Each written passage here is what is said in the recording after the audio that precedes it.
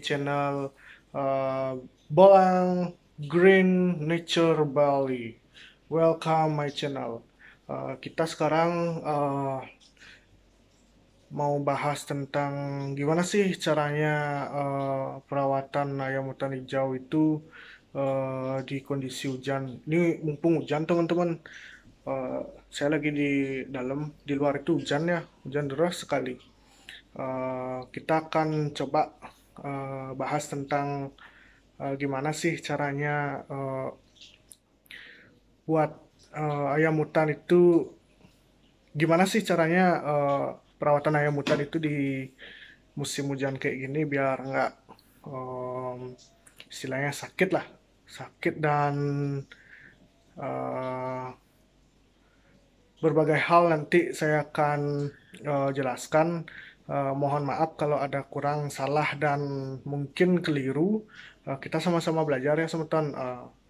Coba deh nanti setelah nonton videonya komen-komen di bawah ya, biar kita sama-sama belajar, bukan menggurui. Dan jangan lupa subscribe juga channel ini ya. Terima kasih agar channel ini tetap berkembang. Ayo teman-teman, kita sekarang di pembahasan gimana cara perawatan kekernya. Sebelum itu saya akan keluar dulu untuk videokan kekernya sambil saya jelaskan. Oke, terima kasih.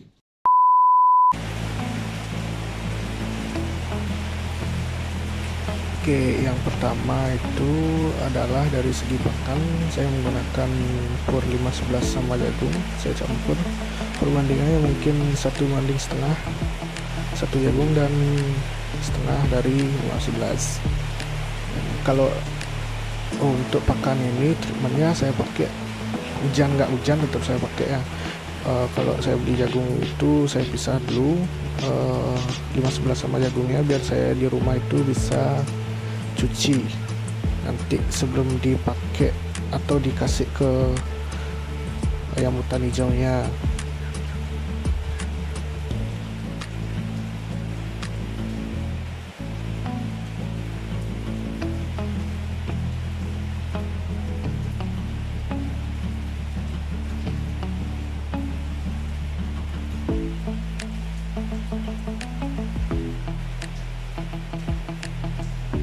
Lalu yang kedua, saya biasanya enggan menaruh ayam hutan hijau itu di bawah ya. Pasti saya taruh itu di stand yang saya buat, biar nggak aja dia di bawah ditaruh waktu musim hujan ya. Itu bisa kita pakai treatmentnya karena menurut saya kalau di musim hujan itu rentan sekali ayam itu terkena penyakit, entah itu penyakit menular dan lain-lain. Itu saya biasanya menghindari itu untuk ayam hutan saya, entah itu yang kecil yang besar sama. Pasti saya taruh di gantung ataupun di stand lah, kalau saya menggunakan stand di rumah.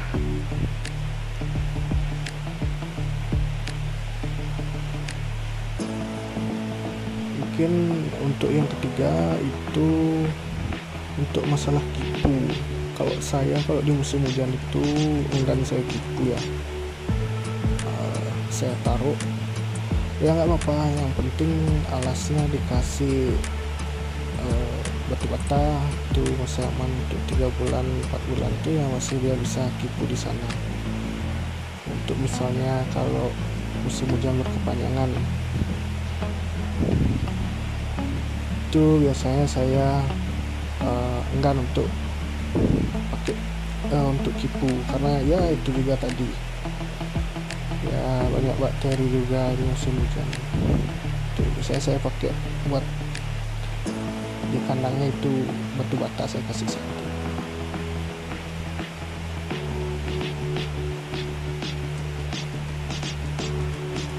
Terus untuk yang keempat itu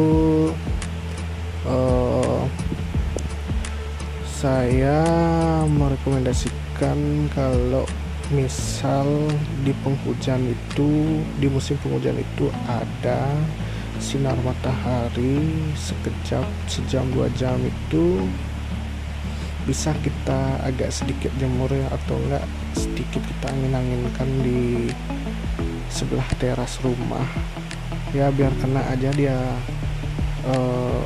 uap-uap panas tuh, biar apa namanya, lembab-lembab di bulunya itu dia hilang, biar enggak dia kedinginan dan menimbulkan menjadi penyakit nanti di kelembapan bulunya itu. Cukup kita treatment itu biasanya kalau saya jemur, kalau ada matahari, sinar matahari di musim hujan itu 30 menit 15 menit cukup.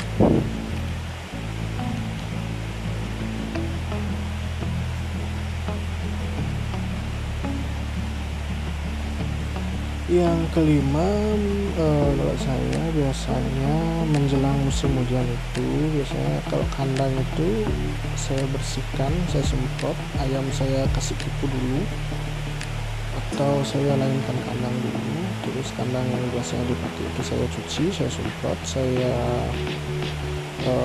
bersihkan lah dari kotor-kotoran yang menempel di kandangnya itu, nanti biar ya keadaan musim hujan terus kondisinya lembab, jadi ya biar enggak nanti itu menjadi penyakit. Dan itu terbukti, biasanya saya pakai Rodalon.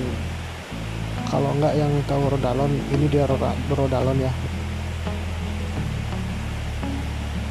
Nah biasanya saya pakai Rodalon itu, jadi sebelum musim hujan itu boleh kalian pakai di musim hujan itu, boleh untuk menetralir kuman-kuman yang ada di kandangnya ya. Tapi kalau saya biasanya menjelang musim hujan itu pakainya Rodalon itu, saya semprotkan pakai spray itu. Jadi begitu teman-teman. Terus kalau dipakai buat apa namanya, nyemprot ayamnya juga nggak apa-apa, boleh. Kena makanannya juga boleh. Nanti waktu hujan-hujan tuh saya semprot ala kadarnya aja. Kalau dikala saya sebelum jemur itu saya semprot dulu pakai spray dan obat Rodalonnya itu ke ayamnya. Saya campur terus saya semprotkan, tapi tidak dia sampai basah kuyup, cukup kena dari bulu-bulunya itu sudah cukup, dan di kandang-kandangnya.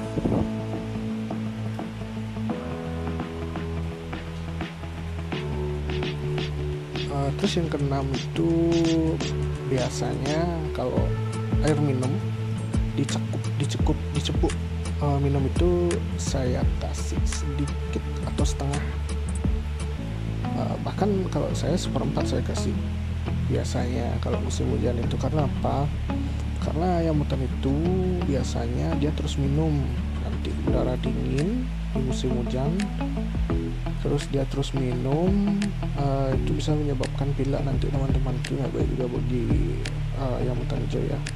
Biasanya saya kasih airnya itu sedikit. Jadi apalagi kalau teman-teman pelihara ayam hutan yang baru tangkapan, terus baru mengenal musim hujan di rumah teman-teman, itu riskan sekali. Itu kalau bisa memang harus ditekankan. Kalau saran saya ya itu dipakainya setengah aja, kasih gini air untuk minumnya dia dari ukuran cepuk itu. Kalau lain, kalau mungkin lain kalau itu tetasannya teman-temannya, ayam hutan hijau tetasan tuh biasanya agak sedikit lebih bandel dia untuk terkena penyakit, tapi tidak kemungkinan juga dia bakal kena penyakit, tergantung kondisi ayam itu juga sih. Biasanya ya memang kita riskan itu kalau ayam hutan dari tangkapan alamnya, apalagi yang sudah tua tuh riskan sekali, stres dan beradaptasi dengan lingkungan baru tuh kadang-kadang imunnya si ayam ini tidak kuat.